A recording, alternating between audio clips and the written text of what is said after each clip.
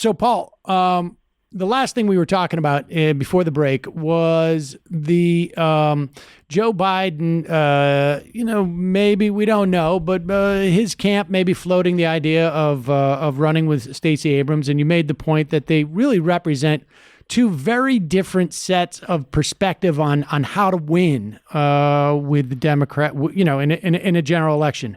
Stacey Abrams, activate, mobilize voters who would vote Democratic but don't necessarily vote that often. Joe Biden, supposedly the persuader, who's going to convince maybe those Reagan Democrats, to the extent that any of them are still alive, that they should come vote for him. All right, well, let's go back and get to the nub of this, and that is that Joe Biden, his politics in the past, pre-Obama, were not very good by today's standards of what is sort of a typical Democratic position. I mean, maybe even then, frankly, too. I'm old enough to remember people referred to Joe Biden as the senator from MBNA. But what stands out for you in terms of Joe Biden's past that would be a real liability for him running in this Democratic primary? Well, I think he's going to get a lot more questions about the Anita Hill hearings. He was the chairman of the Senate Judiciary Committee at the time. As people will remember, Anita Hill, who subsequent reporting validated that she was absolutely telling the truth in all of the accusations she made against Clarence Thomas, and Biden essentially allowed her to be terribly abused by that committee and, by Republicans in general. And he still can't figure out how to talk about that. Right. He said recently, "I wish there was something I could have done."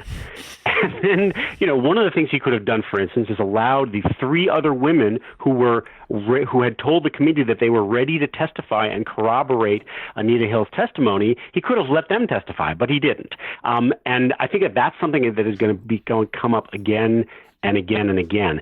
And, I think one thing I would refer people to, Rebecca Traister wrote a terrific piece in New York Magazine that's on their website now, looking back at his history. And, one of the points that she makes is that he has always been the kind of the guy whose job it was, or who saw himself as being able to sell the Democratic Party to people who might otherwise be voting Republican, especially, those white guys.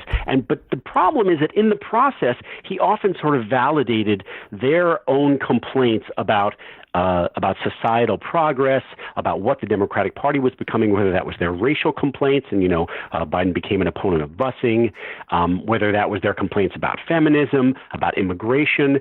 Biden was always there to sort of validate them and say, but yeah, you can still find a home in the Democratic Party.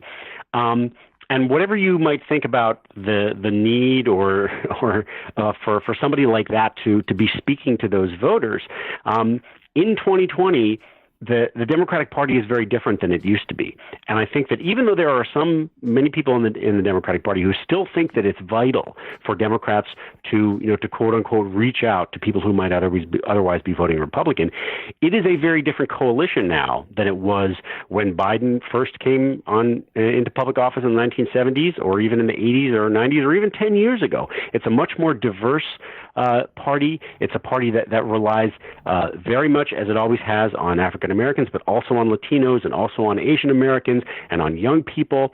And the idea that it would be led by somebody who sees his job as kind of translating, Democratic policies for those people who are unnerved and hostile to the progress in society, the changes in society that the Democratic Party wants to take advantage of and sees itself supporting, that's going to be a very, very tricky kind of line for him to walk. And it'll be interesting to see how he presents that case.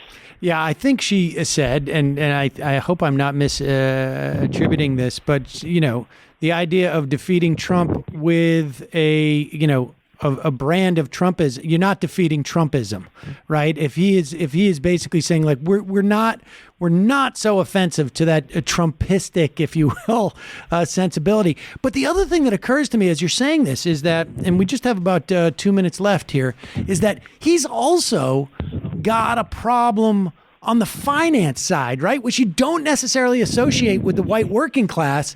But this is a guy who, when push came to shove, maybe it's because of the state he came from, but he sided with finance over those people who were in debt and trying to discharge in like Chapter 11 and bankruptcy, big loans, and that sort of is inconsistent with that other part of him, isn't it? Yes, and I think, if you're going to see that argument for somebody, for instance, from somebody like Elizabeth Warren, who has clashed with him in the past over this. It's not like he's Mitt Romney, a rich guy who is trying to advance the interests of his class.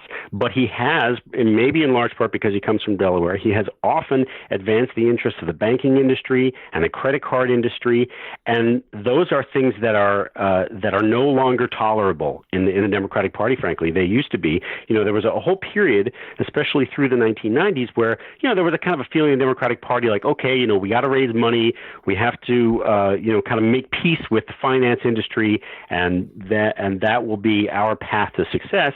And you could argue maybe that it was, but right now there's much more energy in the Democratic Party from people who feel like we have to change this system. And there's a lot of fodder in Biden's record for people criticizing him for standing up for the credit card industry or the banking industry when they wanted to do things that were not in the interest of ordinary people. Well, it's going to be fascinating to see how this plays out. And I imagine Joe Biden is aware of, there hasn't been, I got to say, a lot of pieces that I've seen out there saying Joe Biden is the perfect recipe for the Democratic Party to win in 2020. But we shall see. Paul Waldman, thanks so much for your time today. I really appreciate it.